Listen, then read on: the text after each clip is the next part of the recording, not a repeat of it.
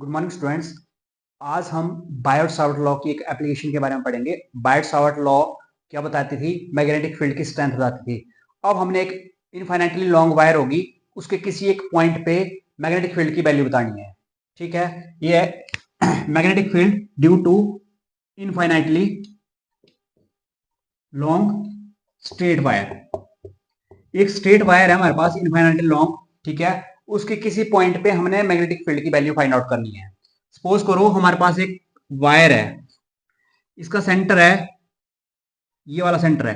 अब P है point जो है which is at a distance x from the centre. अब सेंटर से x डिस्टेंस पे एक हमारे पास पॉइंट है, उस पॉइंट पे हमने मैग्नेटिक फील्ड निकालनी है ड्यू टू दिस। अब ये जो हमारे पास कंडक्टर है, इसमें करंट I पास कर रहा है, सपोज करो। अब हमने क्या करना है, ये जो पॉइंट O है, सपोज करो सेंटर जो है, सेंटर से R डिस्टेंस पे, L डिस्टेंस पे, सेंटर से L डिस्टेंस पे हमने एक DL लेंथ का करंट एलिमेंट लेना है जो होगा IDL। ठीक है, अब ये जो करंट एलिमेंट होगा, इसका जो डिस्टेंस होगा, ये होगा R डिस्टेंस। कहां से? इसका डिस्टेंस होगा P पॉइंट से R। ठीक है, ये आ जाएगा हमारे पास R डिस्टेंस पे। जो एंगल बनाएगा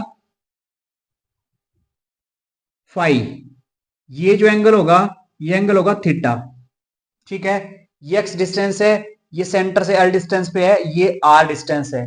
ठीक है, अब हमें पता है अकॉर्डिंग टू बायोट-सावर्ट लॉ क्या होती है, स्मॉल एलिमेंट के द्वारा जो मैग्नेटिक फील्ड होती है वो होती है dv equal to mu naught upon 4 pi I D L sine of angle upon distance between them r square. ये हो गया हमारे पास due to this small current element idl. ठीक है, अब हमने क्या करना है, इसमें कुछ टर्मिनोलॉजी होगी, उसको हमने चेंज करना है पहले तो। ठीक है, अब इसमें जो टोटल मैग्नेटिक फील्ड होगी वो इस तरीके से निकालेंगे हम, फिर बाद में पहले हम इसके लिए केस निकाल देते हैं। ठीक है, अब साइन फाई की वैल्यू हमारे पास, ये ट्राइंगल आ गई, ये आगे हमारे पास इस तरीके से दो ट्राइंगल बना देते हैं। एक ही ट्राइंगल है, एक में एंगल थीटा है, एक में फाई है। अगर यहाँ पे फाई एंगल है, इट मींस ये इसका बेस है, ये इसका परपेंडिकुलर है और ये हाइपोटेनस है। ठीक है, दूसरा एंगल ये है, दूसरी ट्राइंगल। यह इसके केस में अगर हमने थीटा यहाँ पे लिया तो ये बनेगा बेस, ये बनेगा परपेंडिकुलर, ये बनेगी हाइपोटेनस। ठीक है, तो जो साइन ऑफ फाई है हमारे पास, साइन फाई किसके बराबर है? साइन फाई है हमारे पास परपेंडिकुलर अपॉन हाइपोटेनस।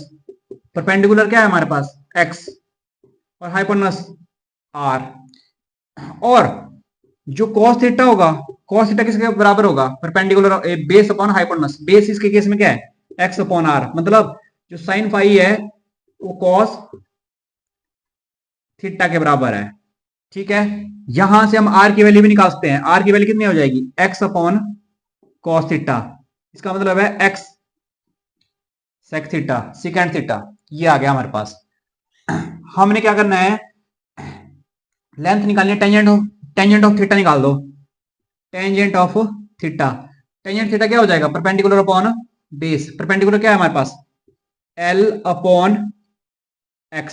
तो L की वैल्यू क्या आ जाएगी हमारे पास? L equal to x tangent theta. हमें चाहिए dl, तो हम इसको इंटीग्रेट कर देंगे। तो dl कितना हो जाएगा? x कांस्टेंट है, यहां से यहां तक इसके डिस्टेंस जो है कांस्टेंट है, x सीकेंड square theta D theta. क्योंकि यहाँ पे जो एंगल होगा वो चेंज होगा। सपोज करो हम इसको बढ़ा देंगे इस तरीके से, यहाँ पे लेंगे कोई एलिमेंट तो इसका एंगल इंक्रीज कर जाएगा, फर्दर ऊपर लेंगे तब भी इंक्रीज कर जाएगा। इट मींस ये क्या है, ये चेंज कर रहा है एंगल। एक्स जो है कांस्टेंट टर्म है, तो ये वैल्यू डीएल वाली और हमारे पास ये आर की वैल्यू और साइन थीटा और कॉस थीटा, इसकी वैल्यू हम इस फर्स्ट वाली इक्वेशन में पुट कर देंगे। तो हमारे पास वैल्यू आ जाएगी D B equal to mu naught upon 4 pi I D L sine theta. अब हमारे पास आई तो आई रहेगा करंट इसमें, और डीएल की वैल्यू क्या है हमारे पास? X secant square theta D theta. और साइन थीटा की वैल्यू क्या होती है? साइन थीटा की वैल्यू है कॉस थीटा के बराबर, ठीक है। और ये जो आर स्क्वायर है, आर की वैल्यू क्या है हमारे पास, आर है हमारे पास एक्स सीकेंड स्क्वायर थीटा, तो एक्स सीकेंड स्क्वायर थीटा का होल स्क्वायर। क्लियर हो गया। अब क्योंकि हमारे पास लगभग एक ही वेरिएबल बचा है इसमें थीटा, अब इसमें देखते हैं क्या क्या कैंसिल आउट होता है। ये आ गया हमारे पास d B equal to mu naught upon 4 pi i x secant square theta cos theta D theta upon x square secant square theta. X secant square theta से ये कैंसिल हो गया, एक एक्स से एक्स कैंसिल हो गया, हमारे पास बचा D B equal to mu naught upon 4 pi I cos theta D theta upon x. ये आ गया हमारे पास, इसको दो सेकेंड इक्वेशन। ये आ गया हमारे पास magnetic field due to this small element. अब हमने क्या करना है, पूरे जो हमारे पास इनफाइनाइट लॉन्ग वायर है उसकी वजह से जो मैग्नेटिक फील्ड होगी पी पॉइंट पे वो निकालनी है। उसके लिए क्या करेंगे हम, क्योंकि हम क्लॉकवाइज इसको कंसीडर कर रहे हैं इस तरीके से, ठीक है। ये क्या हो जाएगा एंटी क्लॉकवाइज, इसको मानेंगे हम थीटा 1 और ये थीटा 2, ठीक है, या इसको कोई भी मान लो इसको, ठीक है। अगर ये थीटा 1 है, थीटा 1 होगा नेगेटिव और थीटा 2 होगा पॉजिटिव, ठीक है।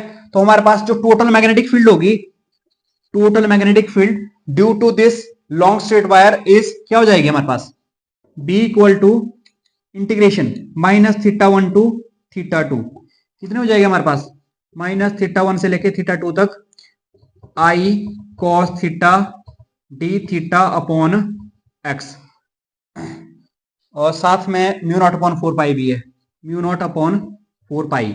ये सारी टर्म जो होगी वो कांस्टेंट होगी, म्यू नॉट आई अपॉन 4 पाई एक्स। फिर अंदर बचेगा सिर्फ हमारे पास कॉस थीटा डी थीटा। अब इसको इंटीग्रेट कर देंगे हम, हमारे पास आ जाएगा इसकी वैल्यू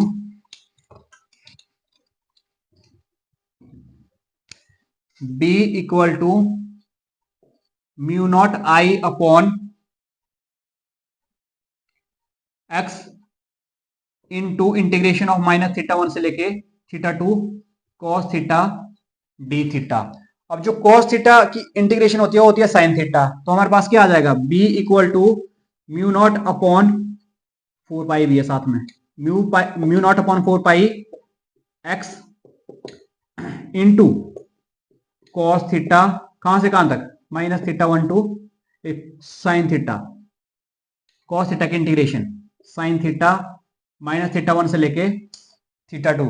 अब इसमें लिमिट पुट कर दो, पहले अपर लिमिट पुट करेंगे माइनस लोअर लिमिट, हमारे पास वैल्यू आ जाएगी फर्दर, क्या आ जाएगी इसमें value, b equal to mu naught I upon 4 pi x sine theta 2 minus sine of minus theta 1।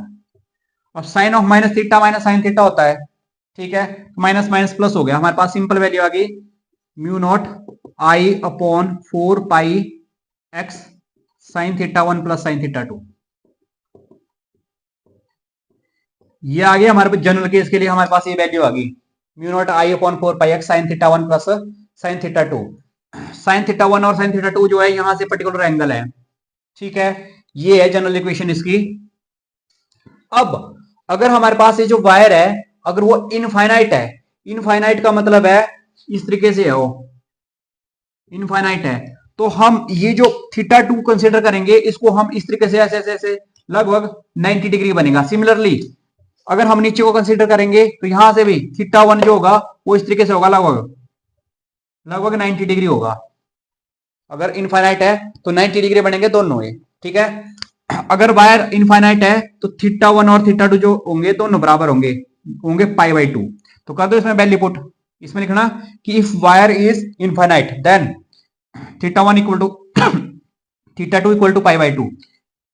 Therefore b equal to mu naught I upon 4 pi x into sine pi by 2 plus sine pi by 2। अब sign 91 होता है, sign 91 होता है 1 plus 1, next क्या हो जाएगा हमारे पास 1 plus 1 हो जाएगा 2। तो b की वैल्यू कितनी हो जाएगी हमारे पास, जो b की वैल्यू हो जाएगी mu naught upon 4 pi i into 2 upon x. ये आ गया हमारे पास, magnetic field on a point x, point P at a distance x is mu naught upon 4 pi 2i upon x। इसको सिंपल वे में ऐसे लिखते हैं हम। ये आ गया हमारे पास mu naught upon 4 pi 2i upon x। तो इसको ध्यान रखना, हमारे पास काफी जगह यूज होगी है। b equal to mu naught upon 4 pi 2i upon x।